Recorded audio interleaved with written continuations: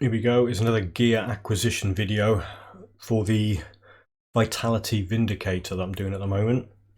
This isn't just for that build, but it's really good for that build. Packla's Skins. I mentioned this in the original short video I did for this character. I'm going to go through and show you how to farm this thing, all of the 6 different locations around Gloomwald Nugden Bog.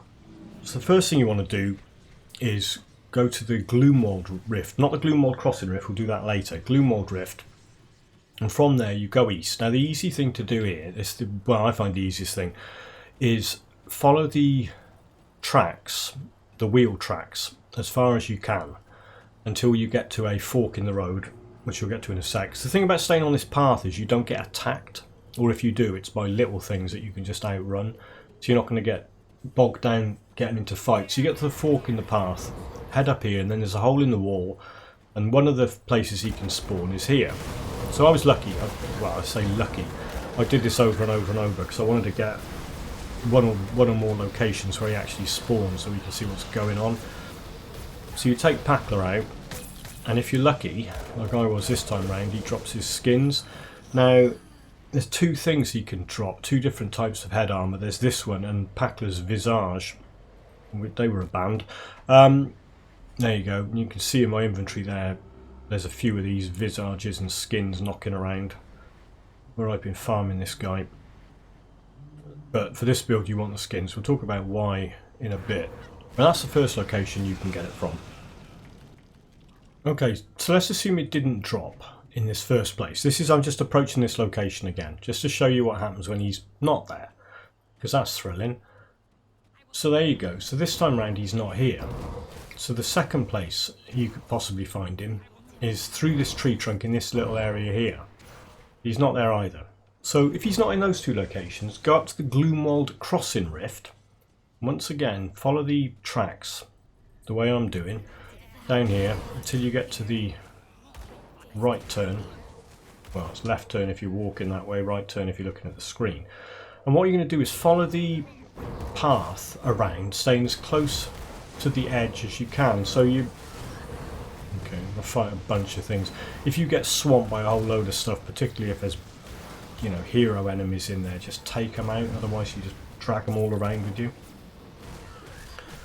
He's going to be around this corner. So there's a corner coming up, and he's one of these locations is just here, just where the path through the forest bends round down to the south. That's one of the places he can spawn is here, and he's not there. So you keep going.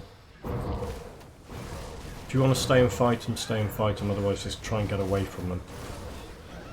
So where you got to go now is down to the eastern side of this building. So you follow this path down and stay as far to the east as you can. What I like to do is head past this area where the shrine is, because there's usually one of these things in here. You might get an Ugden Bloom or 2 from it. I didn't, but you know, it's random loot luck. So you keep going down, and then another place he can spawn is here. There's a bunch of other hero enemies there instead this time round. But that's another place where Packla can spawn. So that's 4 places. There's the 2 that are close-ish to the Gloomwald Rift, and then those 2 places that are east and south of the Gloomwald Crossing Rift. So because he didn't spawn there, there's only 2 places left, but the quickest way to get to them is to head on over to the Coven and then go west from there, and there's 2 places he could be. One of the places is, hopefully I'm going to point at the flipping map and show you.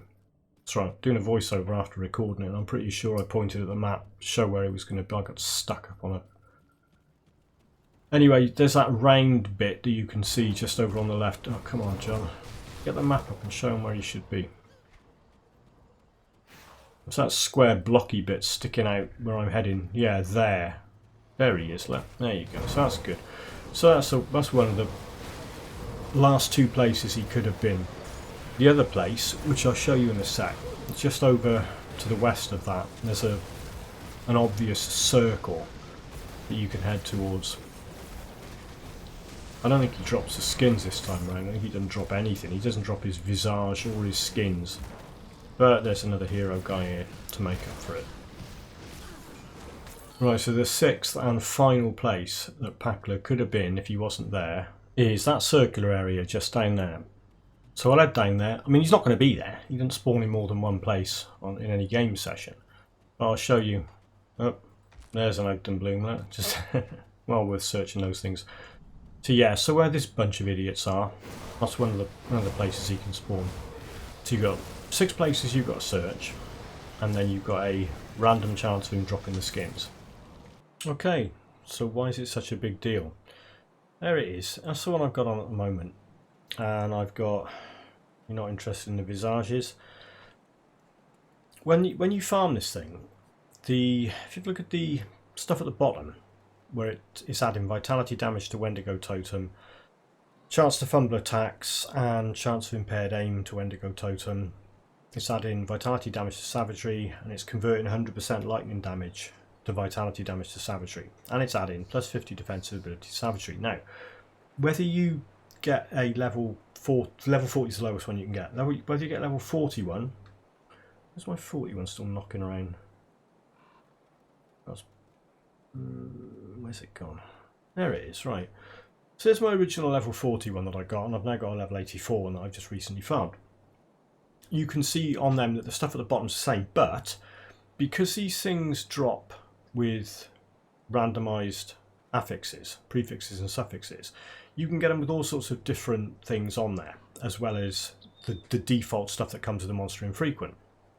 Now, if you have a look at the information panel on the left, of the one I've got equipped at the moment, 49% fire resistance, 49% cold resistance, 27% ether resistance.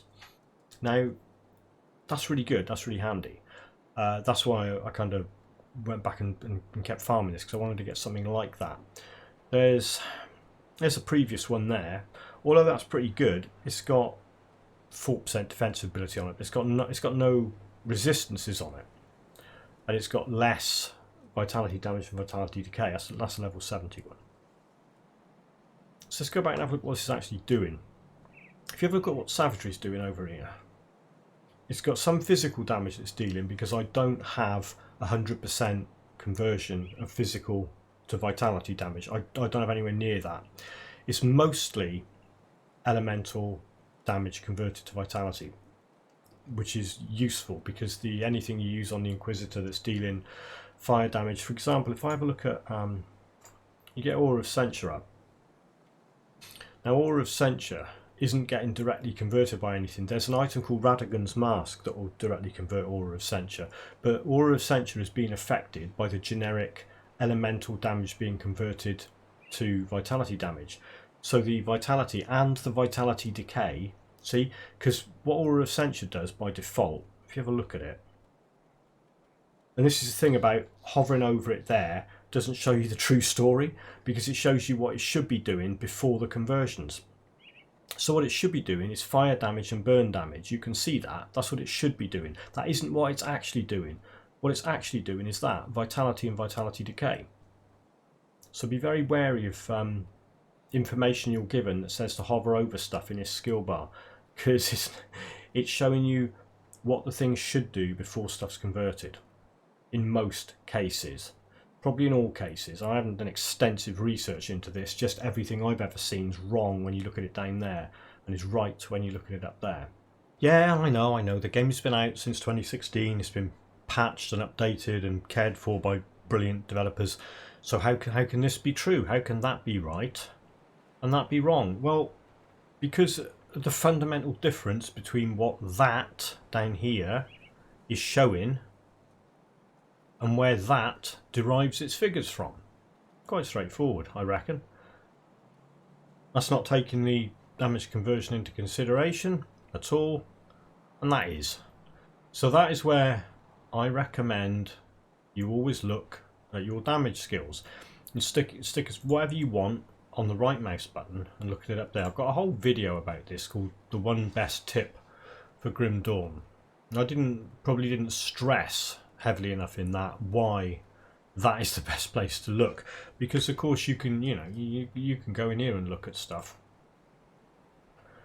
but that shows you fire damage and burn damage, which that skill isn't doing on this build. That's the basic thing it would be doing on any build that included an Inquisitor with maxed out Aura Essentia. That's what you'd see. Right, let's get back to what I was supposed to be talking about.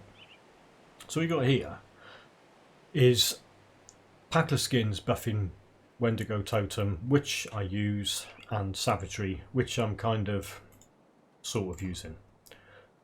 Yovo Savagery. Now that isn't showing the lightning damage that Savagery does by default. So that 251 vitality damage should be lightning damage. So it isn't the difference between what appears here and what appears there isn't always the same thing. See, look at that, vitality 3991 to 4536, but when you look at that, it's got 251 vitality damage. So it's not, although it's showing the converted damage, because that's converted the lightning to vitality, right? The figures are all completely wrong, because it's not applying any of the other, well, I don't think it's applying any of the other weapon or devotion buffs to vitality damage, whereas that is showing what it's actually buffed to. So it's, yeah, it varies, but the one constant here is that your tab 2 is showing you what damage you're actually dealing. That isn't. That's having its best guess, and it's falling far short of reality. So yeah, so your Packla Skins buff your Wendigo Totem and your Savagery, really good for this build. The other thing it drops, I mean, I'll briefly cover this, so I don't particularly care about it. What's it do? Messes about with Siphon Souls, it's alright. And Phantasmal Blades. So Siphon Souls is a Necro skill. Phantasmal Blades is a Nightblade skill. So if you're going to do one of those, boys, get yourself a Packla's Visage. Try that out.